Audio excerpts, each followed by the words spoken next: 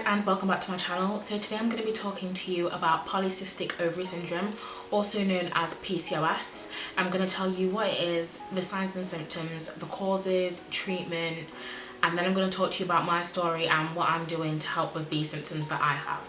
So first of all, Polycystic Ovary Syndrome is a condition that affects how our ovaries work, and it has three main symptoms.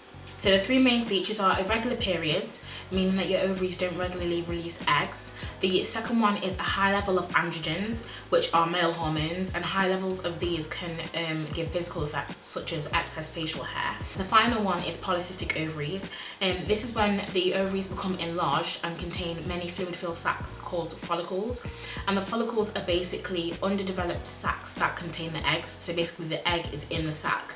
But when you have polycystic ovary syndrome, the sacs are usually unable to release an egg, and therefore ovulation does not take place. And then basically, if you have at least two of these symptoms, then you'll probably get diagnosed with polycystic ovary syndrome. So when it comes to the signs and symptoms of PCOS, not everyone's going to have them, but there are a few that are quite common. For example, irregular periods, difficulty getting pregnant, excess hair growth, also known as HAIRSUTISM, and that can be on the face, the chest, the back, the bum. Also weight gain, thinning hair and hair loss, and also oily skin and acne. So when it comes to the causes of PCOS, the exact cause is unknown, but it does often run in families. For example, if your mum has it or your grandma has it, you are more likely to get PCOS. This suggests that there is a genetic link, but the specific gene associated with PCOS hasn't actually been identified yet. It's also been related to high levels of testosterone, which is thought to be a male hormone. However, females do also produce it in small amounts. So PCOS has also been related to high levels of insulin. So many females with PCOS are resistant to the effects of insulin in the body, so the body often produces more to make up for this. So these high levels of insulin basically cause the body to produce too much testosterone, which then interferes with how the follicles develop, and then this prevents normal ovulation. Insulin resistance can also lead to weight gain, which can make PCOS symptoms even worse, because basically the excess fat in the body causes the body to produce even more insulin. So basically it's like a vicious cycle. In terms of the treatment of PCOS, there is no cure, but the symptoms can be treated, so you should definitely speak to your doctor. If you're overweight, you can try to lose weight by eating a balanced diet and doing more exercise. That can help make the symptoms better. There are also quite a lot of medication available for PCOS symptoms. For example, if you've got excessive hair growth, irregular periods, or fertility problems, definitely speak to your doctor, because they can give you medications that will help treat these symptoms. However, I would just make sure you do a lot of research, because a lot of medications have a lot of side effects, so just watch out for those. In terms of irregular periods, the ovaries can be stimulated, which will encourage ovulation. And then if you have HAIRSUTISM, so the excess hair growth, and there are quite a lot of treatments. You can use waxing, shaving, laser, plucking. So yeah. So hopefully that has helped shed some light on what PCOS is and how you can treat it. I am not a doctor, so definitely speak to your doctor, because they can help a lot more. Yeah, so now I'm going to tell you about my story and how I found out that I had PCOS and what I'm doing to help with my symptoms. So let's go.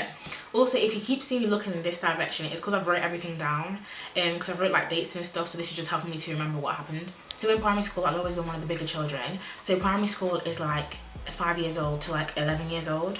And then when I went to secondary school, I'd definitely say I'm one of the bigger children as well. So secondary school, I'm talking now like year 7, so I was about 12 years old. I remember like puberty hit me quite late, because I remember like I didn't have breasts, and I was in the changing rooms and I was still wearing breast tops, and other girls around me were wearing bras, and they're like, why are you not wearing bras? And like I didn't have boobs to put the bras in, so what was the point in wearing a bra? There was no point in wearing one. So when it comes to year 8 and 9, so I was like 13 and 14, puberty hit me like a brick. My boobs started growing and I got my period, and then I started getting hairier in places. So I remember my arms were hairier, I got more facial hair, and my legs were also very hairier.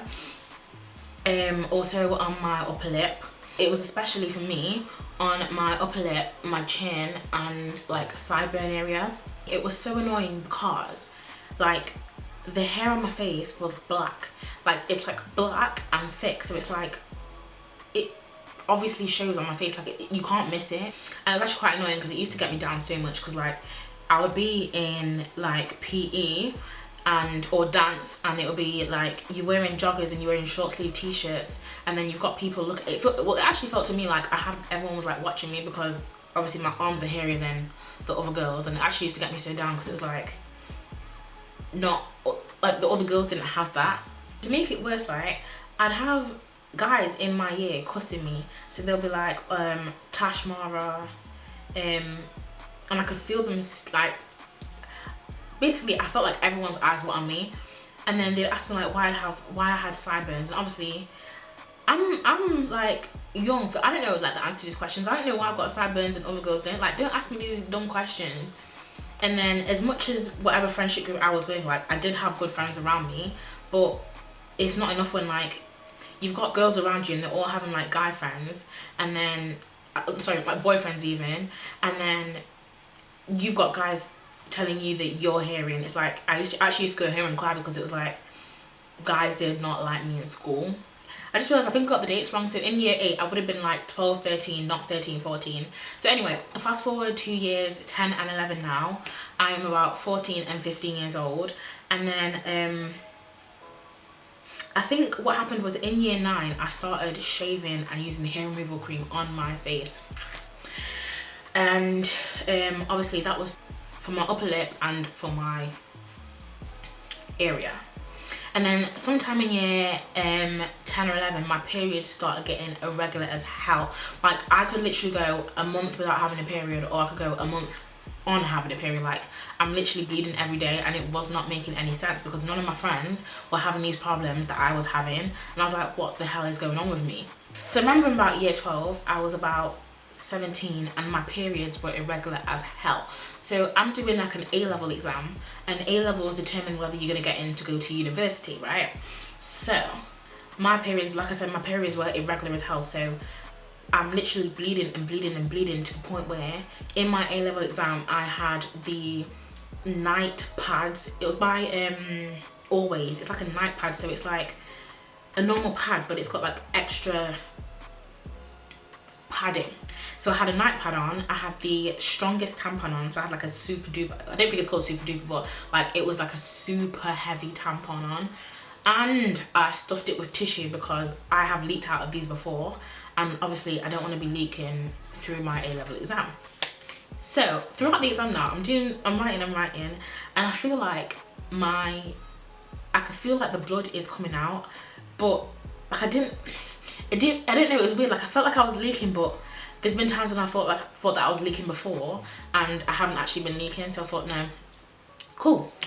So I go to the toilet now after the exam's finished, and I'm asking my girls, I'm like pulling up my, because I had like a tartan skirt on, so it's black and white tartan skirt, and I had like a long, just past my bum cardigan on, and I was like asking my girls, like lifting my cardigan up, and I was like, guys, like am I leaking? And they were like, no. So I was like, okay, cool. Then when I went in the bathroom now, pulled my stuff down, I had leaked. Like obviously they couldn't see that I leaked, but I had fully leaked through my skirt, right? So I'm like, damn, like I've got to get home from where school was to show where my home was. It probably takes about half an hour on the bus, so I'm already leaking and I haven't even left school yet and I've got to get home. It was not good. So imagine like from me going to my exam half an hour, let's say 20 minutes before the exam starts, through the exam, which is like 3 hours. So imagine it's been about 4 hours and I've already leaked through a super pad, a super tampon and tissue. That's how regular my periods were. It was like I was dripping like tablespoons, like the blood was literally just coming at me. I felt like a waterfall or something. And then these irregular periods were happening on and off for a long time. So yes, then it gets to 2015 now, so I would have been 18 years old, and this is just before I'm going to university, and I was literally like, hell no, I'm not doing this. Like I can't keep leaking out of stuff or being on for so long and then not being on for so long. Like I was literally like, what the hell is going on? And I remembered I googled my symptoms in the past and then it kept coming up with PCOS, but I was like, I didn't really think I had it. And then now I'm older and I'm wiser, I was like, no, like I need to go to the doctors. I think I actually forgot to say which symptoms I actually have. So the symptoms that I have are excessive hair growth, the HAIRSUTISM, irregular periods / none at all, varies, the weight gain and the acne. Those are the 5 symptoms that I, was that 5? Those are the 5 symptoms that I have.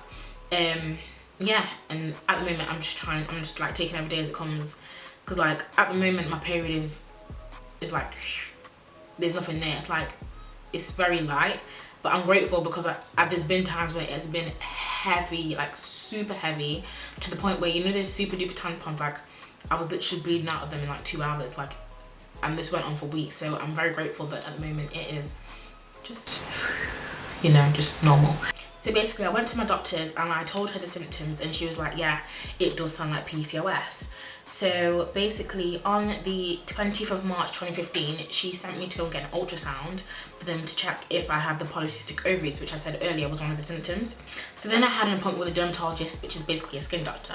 And I had to like basically show her I had my excess hair growth and show her my acne. So obviously I'm like taking my makeup off, showing him my hair growth on my face, above my lip. I had to bend and spread my bum so obviously she could see the hair growth. And basically she was like, 1, you definitely do have acne, and she was like, 2, in terms of your hair growth, you can get laser hair removal on the NHS, but you're gonna have to go to 2 different cities.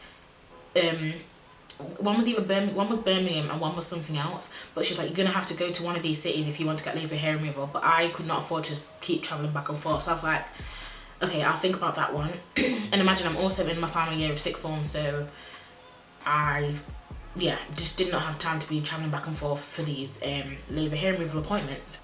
And then she was like, what you can do is you can try this foundation by Clinique. It was like a Clinique Acne Solutions foundation, but to make it, what was actually annoying was when I went to go and get a foundation matched for the foundation that she gave me was too dark, so then I couldn't even wear the damn foundation, so there was literally no point in getting it. Yeah. So then on the 24th of June, I had an appointment with a dietitian, and she basically said that polycystic ovaries makes it hard for me to lose weight. And I was like, hallelujah, hallelujah, hallelujah, because I know it's hard for me to lose weight, because I have been trying, like I've been to the gym, I tried eating healthy, like I had been trying to lose weight, and it just wasn't working for me. Like something was not adding up. 1 + 1 was literally equaling 5 instead of 2.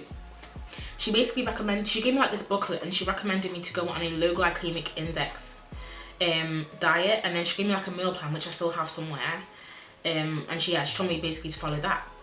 So then I went to see a gynecologist on the 21st of October, and I can't remember if it was her or if it was after when I went back to my doctor's, but one of them basically, they gave me some prescriptions to try and help with my symptoms. So they basically prescribed me something called limacylene, which are like tablets, and basically these are antibiotics for people with acne. Then they prescribed me something called Provera, and you take 1 tablet every day for 2 weeks, every 3 months, if you don't have a period.